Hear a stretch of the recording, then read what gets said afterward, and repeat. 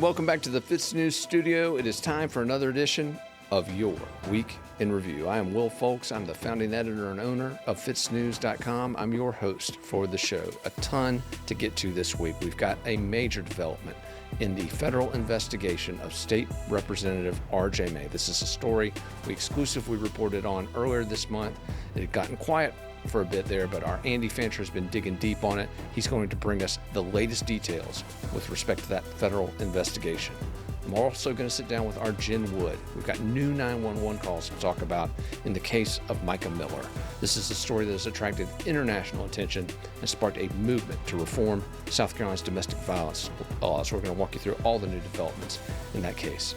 I'm also going to sit down with Andy to talk about a badges gone bad out of the PD region of South Carolina. This is a story, if you're a motorist in South Carolina and you want to know how badly a traffic stop can go, Andy's going to walk you through that story in the latest installment of his feature holding law enforcement accountable.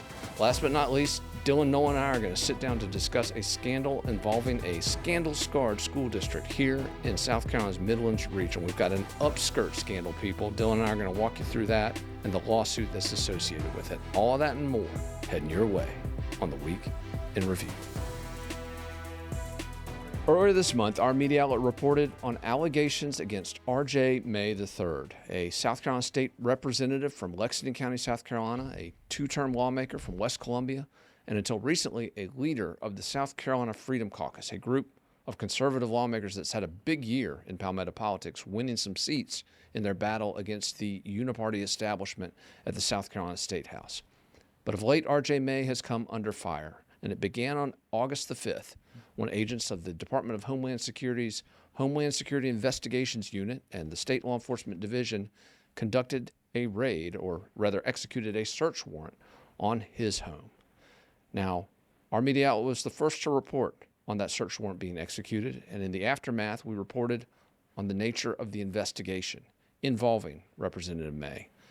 And yes, folks, it involves allegations of child sex abuse material, specifically child porn. That's what we've always called it. CSAM apparently is the new term that's used, but that's the focus of the investigation. But since those revelations, which were reported on again the first week that we covered this story back in early August, it's been radio silence. There's been very little development, at least as it relates to the status of the criminal investigation. We've seen a lot of politics related to it. This media outlet has been attacked for covering it. We've also seen some back and forth between some of the political factions. But as I'm joined by Andy Fancher, who is leading our coverage of this investigation, Andy, there's been rumors flying on this story. There's been conspiracy theories flying on this story. What are the facts right now as it relates to the investigation of R.J. May? You found out a lot in the last few days.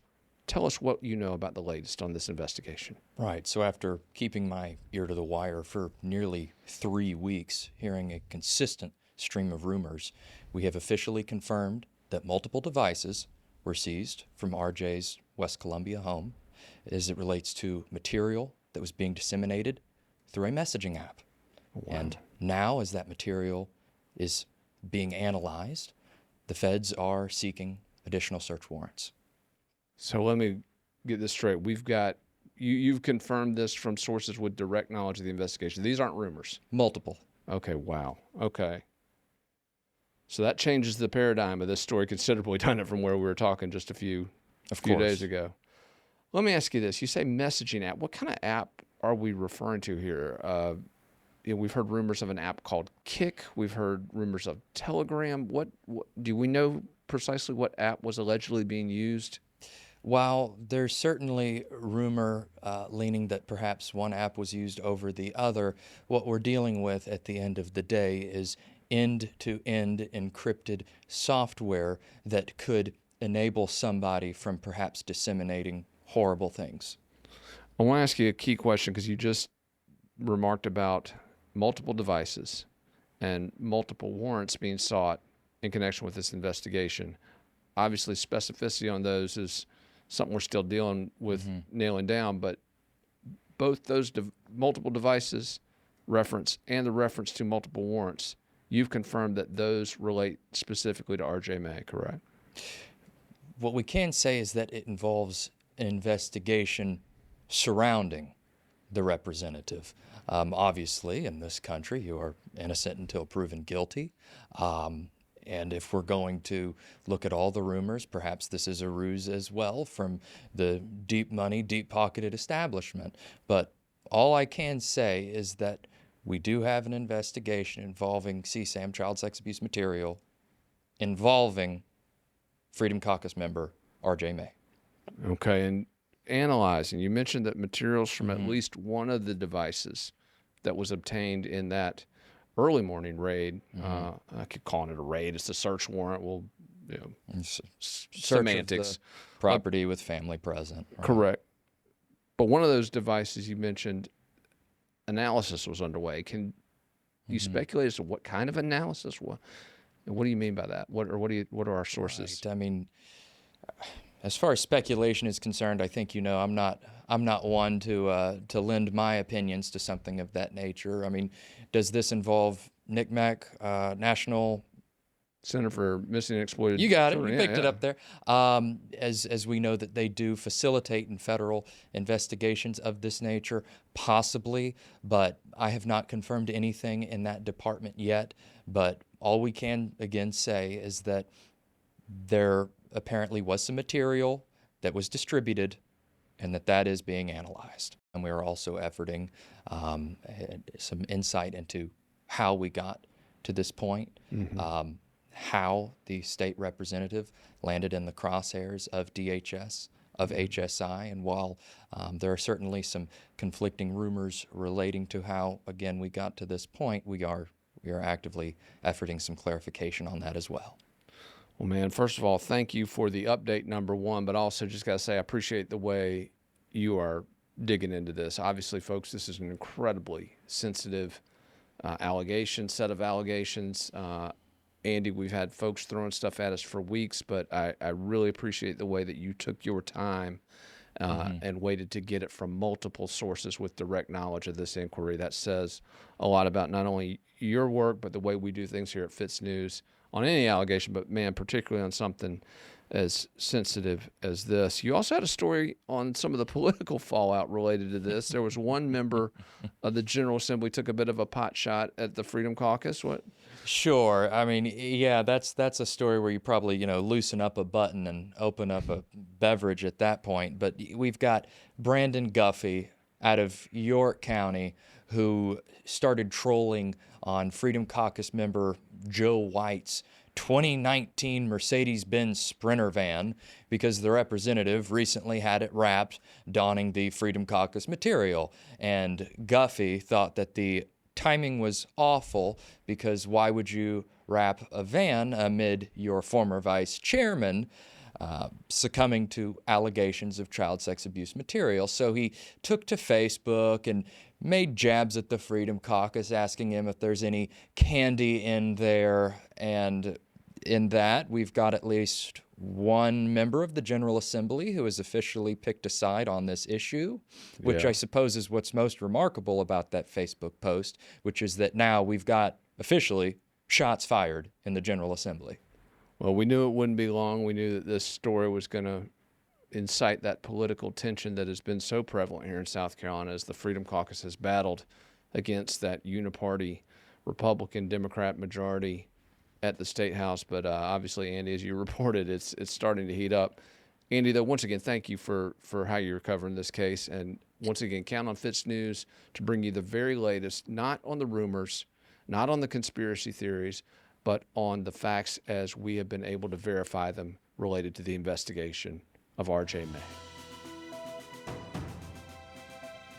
So I'm joined now by our Jen Wood. We're going to update you on the very latest on the saga of Micah Miller, a story that continues to drive discussion all across the country, a mystery regarding the suspicious death of a South Carolina pastor's wife. It was exclusively reported on by our media outlet way back in early May, but this is a story that, Jen, twists and turns. It's been an absolute roller coaster ever since late last month when a global settlement was announced between several of the parties to this saga, Pastor John Paul Miller, his church Solid Rock in Myrtle Beach, and the family of Micah Miller, his late wife. But Jen, in the last couple of weeks since that settlement, we have seen Pastor John Paul Miller furiously attempting to wrestle control of the narrative in this story. He's been the focus of considerable attention, some truly heinous allegations, abuse, harassment, coercive control we've been discussing extensively,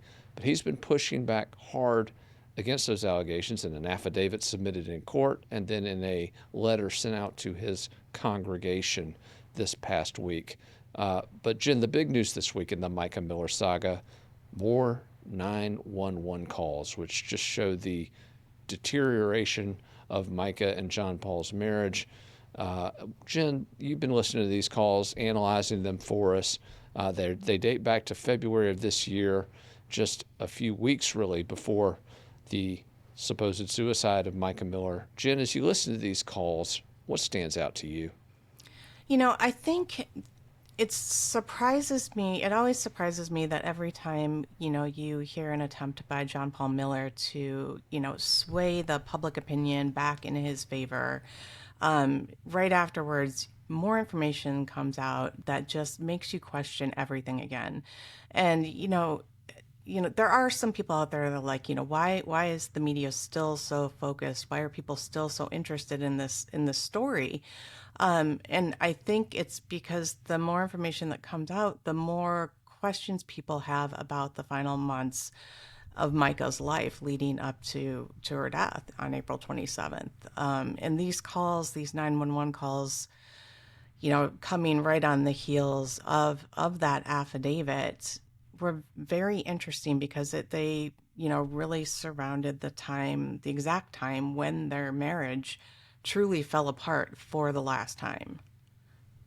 Right. One of those calls we had seen in court documents, allegations that John Paul Miller had obtained nude images of Micah Miller that he was threatening to disseminate. Apparently one image he actually did allegedly post to Facebook. But Jen, you've got a 911 call here where Micah actually discusses that. Let's go to that real quick. Okay, can you tell me exactly what happened? Yeah, there's a laptop there that's got naked pictures of me on it, and there's some people staying at my house that I didn't invite into my house, and I'm out of town, so I was just hoping there would be a wellness check and make sure there's no cars parked at my house that I don't recognize the license plate of, or if you could just take down those license plate numbers for me to review later, just to do a wellness check, and also maybe even pursue the property that I'm saying has naked pictures of me on it. Okay, I can have an officer give you a call. I don't know exactly what they can do. So where are you located at right now? Bucky's gas station in Florence. Florence? Okay.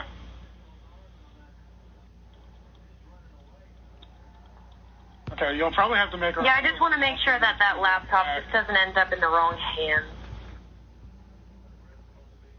Okay, so who has the laptop with your pictures on it? It's in my home, but I currently have guests staying at my home that I did not invite there. And so I'm kind of concerned that while I'm out of town, they might use that laptop for malpurposes.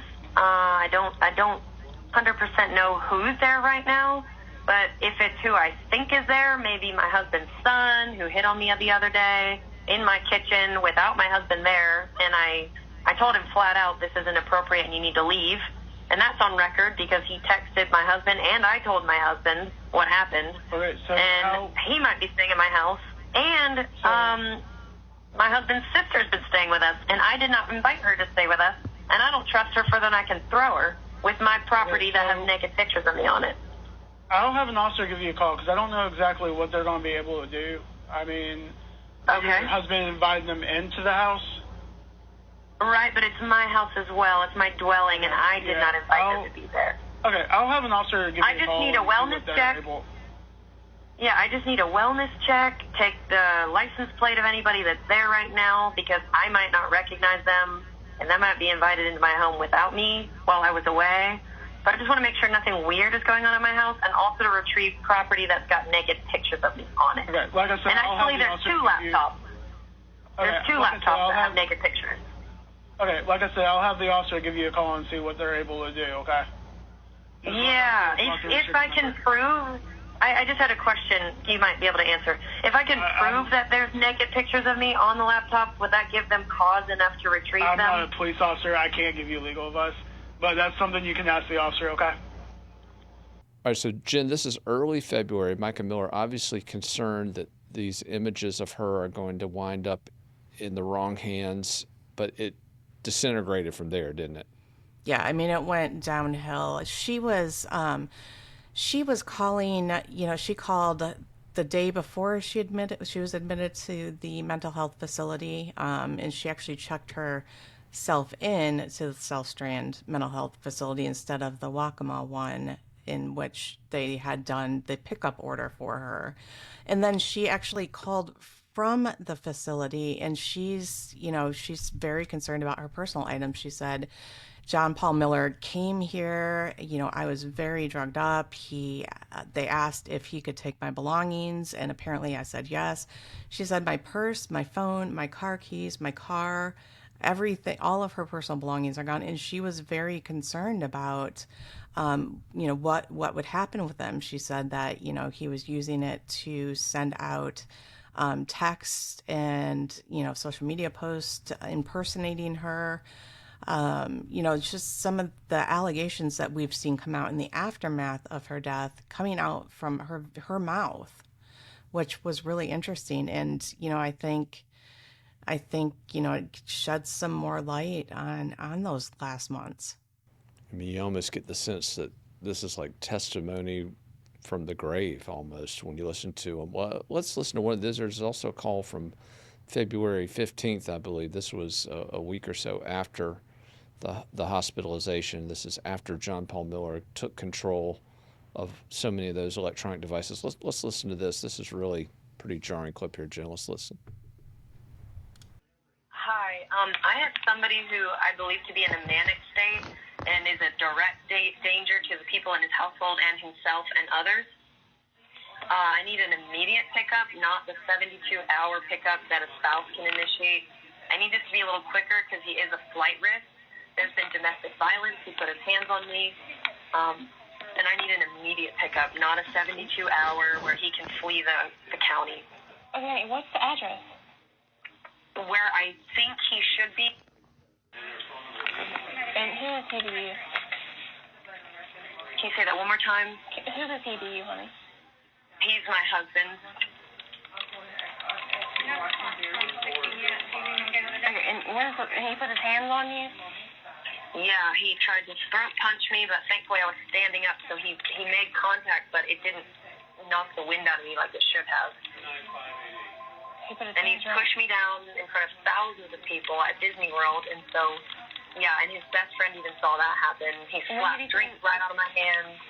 Okay, honey, when did he put his hands around your throat?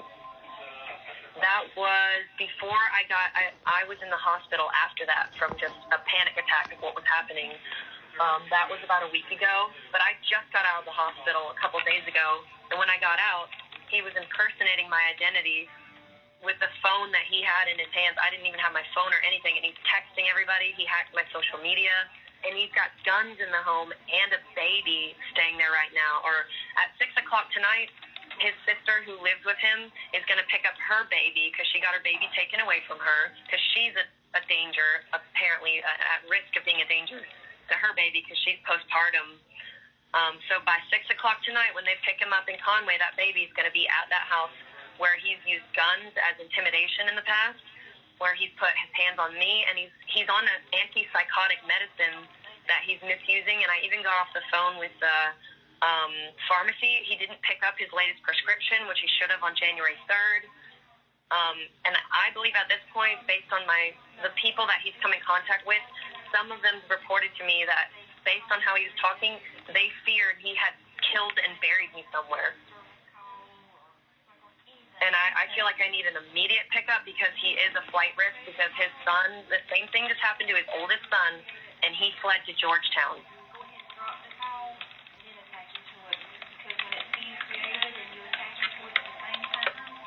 Okay. What's your first and last name?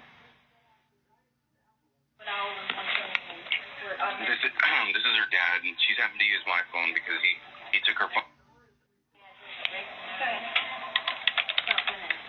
He has possession of her car, her purse, all her valuables. Guns that were bought in my name that I fear he's going to use and then say it was in my name. He's got my CWP license, he's got my public notary license, and my seal and my stamp, which he's been trying to force me to sign a post-nup for the last year and a half, and I fear that he's going to use my seal to impersonate my signature like he's been impersonating my identity for the past 3 days. To sign that post-nup saying that I get nothing if we divorce. And that's not even my biggest concern. It's the identity theft. I don't care about not getting anything from the divorce. I really don't care. But that was given to me by the Secretary of State, trusting me to keep it safe. And then when I got in the hospital, they gave all my belongings to my husband, and we're here now. Are you at that house? Are you at Coldwater? No, we've parked in a open parking lot in Market Common by the soccer field. Okay, they are going to want to meet with you. Can you get anywhere close to Coldwater? Absolutely. I can be in Azalea Lakes, the apartment complex right across from it. Okay. Can you head that way? Okay. And what's your first name?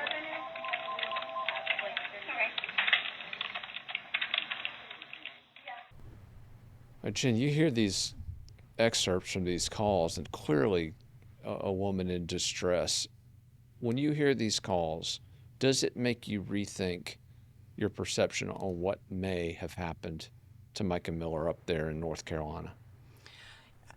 I've always had so many questions about what happened in North Carolina, just because, as much as I try to make the most, the most obvious conclusion make sense in my head, I haven't been able to make everything make sense.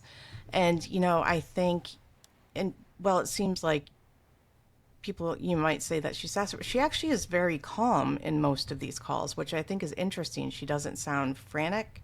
She doesn't sound manic. She seems upset, but very, very calm. Yeah, always very matter of fact. You're right.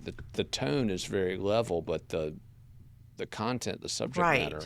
Right. He throat punched her before she went into the hospital.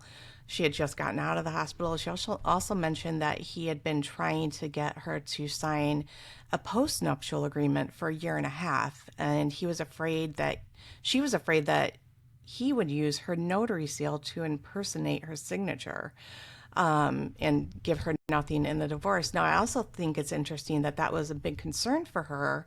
And as her lawyer noted, in the weeks leading up to the hearing, the settlement hearing, there was a postnuptial agreement signed. I've never seen that signature page, but, she was very concerned about that. And yet there's still a signed agreement, which I think is very interesting.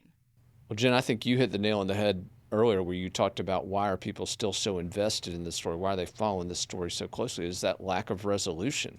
It's the lack of answers. It's the fact that none of it adds up, this narrative of a suspected suicide, which, again, at this point, we've got nothing tangible to dispute it. But when you look at these 911 calls, the court filings, all of it, the weight of that mass of uncertainty, I think that's why people are following it, obviously, in addition to the forthcoming civil cases, the current criminal investigation, and the fact there's a legislative debate over coercive control that literally bears Micah Miller's name.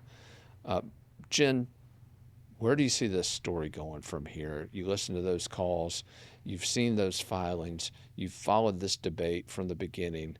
Where is this case headed? I think when I listen to these calls, it brings me back to why people are drawn to this story in the first place, in that, Micah, she's very relatable, and she, in the last months of her life, clearly was seeking help. She was a woman in distress. Her demeanor remained calm, but these multiple calls to police, about, the vandalism to her car, her things being taken, she really, I mean, that's when I see Micah and I see this story, that I think is what draws me to it personally. As for where it's going, I mean, the investigation, I, I know it's still ongoing. I know that the potential for civil suits in the near future is very strong. I don't think it's going away anytime soon. I think, I think we're going to be following this in various court systems for quite some time.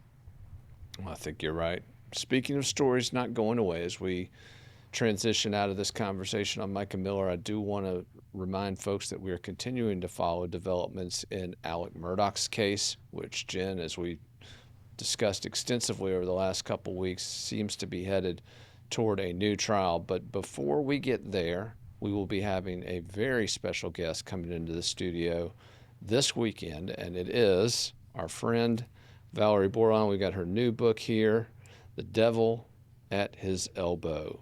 Valerie Borland's definitive take on the Murdaugh murders, crime, and corruption saga. I'm excited to sit down with Valerie.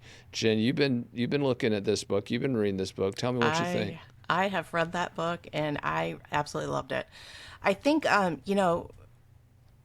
reading these books after, we were at the trial for 6 weeks, sometimes, it gets kind of boring.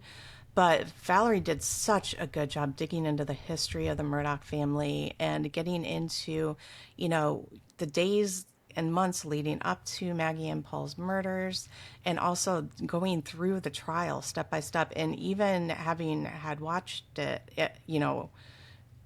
day after day after day for 6 weeks, I still was engrossed in the parts about the trial even. She did such a great job researching it. She's a beautiful writer and just a lovely person. I'm very excited for her. No, you're exactly right. In addition to that rich family history that we really haven't gotten from any of the other books, except I think Jason Ryan did a great job too. Book did a great job on that history. But yeah, I mean, you mentioned it. We were there. We watched that trial. But when Valerie's writing about some of the key moments in that trial, particularly when Alec Murdaugh took the stand and Creighton Waters going head to head with him on the stand. I mean, you read those excerpts in this book, you feel like you're there. I mean, it really is, the narrative there is just unbelievable. So obviously looking forward to that interview. And Jen, can't wait to get you back here in the studio. You were here last week. We're remote today, but we'll get you back in here soon. But Jen, your work on all of these stories has just been unbelievable, helping us inform folks. And again, without any kind of agenda, without any kind of angle, we're just laying it out for you, letting you guys decide what you think of where these stories have been, where they are, and where they're going. We're going to continue to do that here at FITSNews. Jen, thank you so much for joining us. Badges gone bad. It has become one of our most popular segments, and Andy Fancher, I got to hand it to you, man. You have been wearing out some bad badges in South Carolina, and deservedly so. These are cops who have been sworn to uphold the law, who have repeatedly been found in violation of the laws that they're sworn to uphold. But we've got a doozy out of the PD region of South Carolina this week. We're talking about a case out of Florence County, South Carolina. I don't know where to start. I'm going to let you start at the beginning with this story of this deputy out of Florence. Andy, give us the latest badge gone bad. Treyvon Sellers, a 29-year-old career law enforcement officer, having worked with multiple agencies prior to hopping on with the FCSO, was attempting to effectuate a traffic stop. This was in May, when he attempted to pull over a 43-year-old constituent named William Rankin. Now, unfortunately, Rankin did abscond. There was about a 4-minute pursuit that ended in Rankin running into his residence.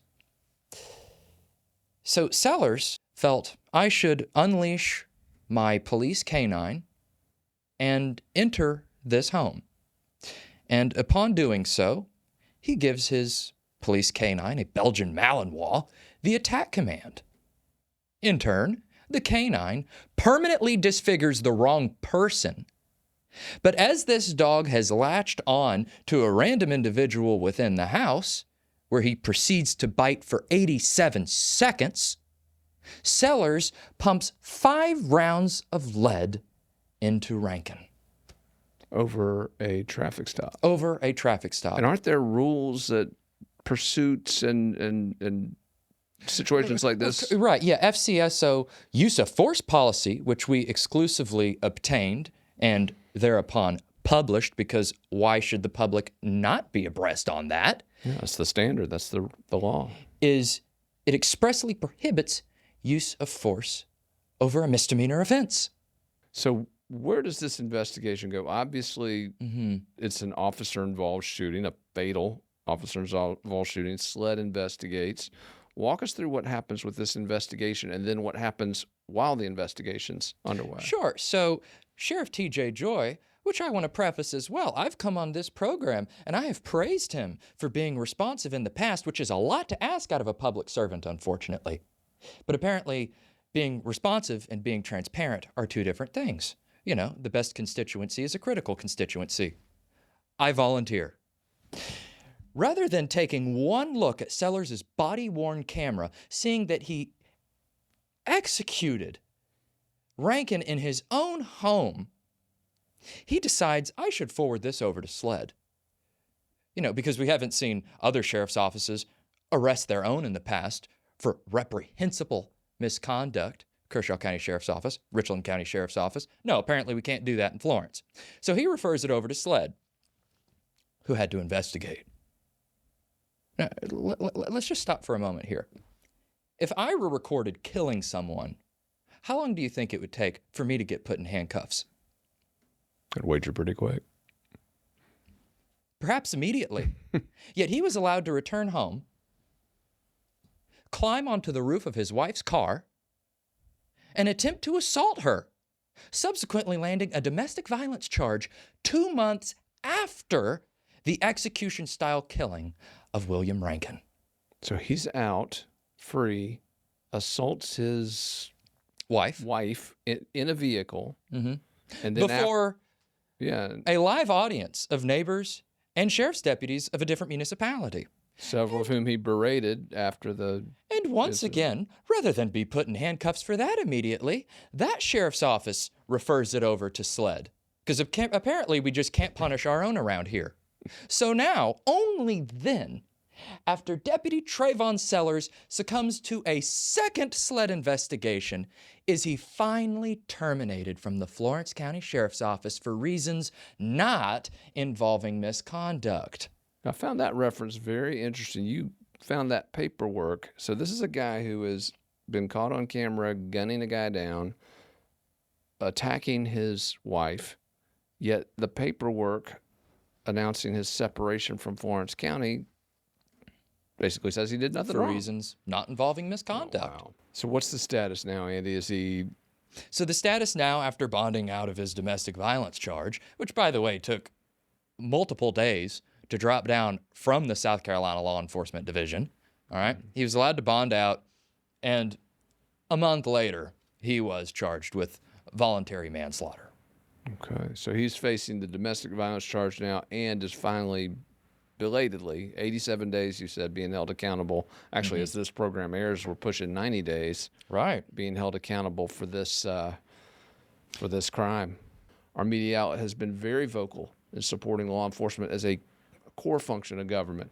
But when badges step out of line, in case you hadn't figured it out already, folks, Andy Fancher's on the case. So, Andy, thanks for amazing work. Can't wait for the next report next week. So if you haven't followed our coverage of South Carolina's chronically underperforming system of government-run education, you're probably not familiar with Richland County School District 1. This is one of the wealthier districts in South Carolina. It's one of the more populated regions of the state here in the Midlands area of South Carolina. Gets a lot of money, but it has been plagued by scandal over the years. And folks, we're talking all manner of controversies surrounding this district. We've got funds that were appropriated by the federal government. They forgot to budget one year, literally millions of dollars, literally forgot to budget. We've got scandals involving grants going to connected members of the Richland One board, their family members. We've got a scandal involving transparency. They literally had to be sued to comply with South Carolina's open records law. And of course, chronic underachievement academically. Sadly, though, that is par for the course in the Palmetto State, where funding for government-run education continues to skyrocket, yet those test scores on key apples-to-apples indicators like the nation's report card continue to drop. But we've got a new scandal at Richland One this week, and I'm joined by Dylan Nolan, who reported on it for FITSNews earlier this week. Dylan, walk us through the very latest scandal involving Richland One. What is at the heart of this story? So there's a woman who works for the school district and has a child who attends the school district who's alleging that school board member Jamie Devine was incensed at her complaints about how the school district operates in her capacity as an employee, but also the treatment that her daughter received surrounding an attempt to get an IEP, a special education plan, put in place. She vocalized at multiple school board meetings that she was not able to have this plan put in place for her daughter. She says because the school district hadn't hired an adequate number of psychologists. But she says that after a couple of months of raising these concerns, she thinks that she struck a nerve, which caused school board member Devine, and this all comes from a lawsuit which was filed this week, to take an upskirt photo of her sitting in the front row of a school board meeting and disseminate this to other school board members on a cell phone, in a group chat with disparaging comments, something to the effect of like, look at her business, clearly indicating this is a photo of her nether regions and kind of trying to belittle her for it. Wow. And this is a guy who's been on this board a decade and a half. His wife is a state senator, Micah Isaac Devine, recently elected to the South Carolina Senate. This is a very powerful guy here in the Midlands region of South Carolina. Right. I mean, if these allegations are true, certainly somebody who should know better than to leave a large documentary evidentiary trail of inappropriate conduct like that. So he's being sued. The district's being sued, and she's suing not only as a parent who was allegedly mistreated by the district, but as an employee. Right. And that matters because as an employee, you're afforded a lot more protections from your employer committing workplace sexual harassment than you would be if you're just a parent attending a school board meeting. I want to ask you about this picture because you and I remember months ago when this school board meeting happened back in the spring of this year, we were provided a picture. We were provided the allegations which have been leveled publicly in this lawsuit. At the time, we were provided this image, which still has not been published and which we are not going to publish as it was not a part of the lawsuit. But what's interesting is if you look at the image, it's kind of like if you were to take a wide angle shot with your iPhone, not one of these fancy new ones with 3 cameras, but the old school, just wide angle, standard iPhone angle. So you're not sure because it's taken clearly from the position on the dais at which the school board member in question sits. So you can tell that, there are some things that line up here that indicate it was likely taken from his position on the dais, but you wouldn't immediately look at it and say, oh, this is an upskirt photo, this is, like a creep shot or something of that nature, because it's not zoomed in enough, and the plaintiff's, she's sitting in a what I guess one could describe as a ladylike position. I'm not sure if you're allowed to say that anymore, but certainly her legs aren't spread wide, and it's not clearly a shot of her undergarments, but there's nothing dirty about the picture. Right. It's not inherently pornographic or anything of that nature. So that means that the context of the alleged message which was sent as this was distributed is very important. And that's something that, although we heard about this message, we worked the phones with people who might have been on the text thread there that received it, we were never able to lay our hands on this message ourselves. And interestingly enough, this message is not a part of the initial filing. So we didn't publish the story basically because we could never confirm it. Yeah, the provenance of the image, we couldn't conclusively nail that down. We were never able to find the alleged comments that would put it in that context. That all-important context, which would say, okay, this is a photo that was intended to be an upskirt photograph of a parent attending a school board meeting who's raising concerns. Yeah, like if he zoomed in on it and said, hey, look at her business, that would certainly be inappropriate. Or even the photo that we did receive, not zoomed in, with the added commentary of look at her business. I mean, even if it's a wide angle shot, if it's a woman wearing a skirt, that's still clearly an inappropriate thing for somebody to say about their employee or really anybody. Mm-hmm. Well, Dylan, once again, this is a district with all sorts of trouble in its past. Parents of that district have been sounding alarm bells on them for a long time. Jamie Devine has his wife, Senator Devine, have been at the center of a lot of those allegations. So they are folks who are not very well liked amongst the parents in the district. Do you think that could play a role in this, or do you think there's that's something? exactly what Devine's attorney is saying, is that this is a political hit job. And from what I was able to determine, speaking with people involved in this case on my own, I don't agree with that assessment. I don't think it's motivated that way. I think that it's coming from a different place. But the interesting thing is that, us as journalists, when we're trying to determine the truth, we pretty much work our phones and use our social connections and use the fact that people trust us to do the right thing. Once things proceed into the court system, suddenly there's the power of law telling you that you need to turn your cell phone over to the court. And stuff that we would just never be able to uncover on our own because people aren't going to speak about it suddenly becomes things that can be brought into the light of day. Yeah, a matter of public record. Absolutely. Well, I remember when this happened back in the spring, and I thought when we looked at it together, my assessment was, okay, unless they've got something to show that context, there's really nothing we can do about it. And obviously, we didn't publish anything at the time, but and we didn't publish because the allegations were just allegations, and we couldn't substantiate them. Obviously, it's a news story now because a lawsuit has been filed against a public official. But I will personally be very interested to see if the discovery process, should this case get that far, turns anything up, anything that I wasn't able to find. Dylan, keep us posted. And always, if you've got a report on alleged misconduct by a school board member, school board employee, school district employee, anybody in that education system or any government position that you think is abusing that position for any purpose, let us know. We will investigate. But also, this is a reminder, if you do, try to provide as many receipts as possible. Obviously, we protect every tip that comes in. We go out of our way to safeguard the anonymity of the sources who provide information to us. And Dylan, I think, again, in this case, it's pretty obvious where this is heading. We're going to have discovery. We're going to have potentially a settlement. But keep us up to speed on how this case unfolds, man. I'm happy to do it. All right, folks, that is a wrap for this week's edition. I want to thank everybody for tuning in and for subscribing to FITSNews.com. It's only $8 a month. That empowers everything we do here. Next week, you got it. It's time for the month in review where we do this live. So all the screw-ups that we had this week, and trust me, there were plenty of them, we won't be able to get away with that next week. We got to do it live and do it right. So the month in review coming next week. But again, be on the lookout. I'm going to sit down with Valerie Borline, her new book on the Murdaugh murders, crime, and corruption saga, The Devil at His Elbows Out. Can't wait to talk to Val about this book. Be on the lookout for that and the month in review. Until then, we'll catch you next time on the Week in Review.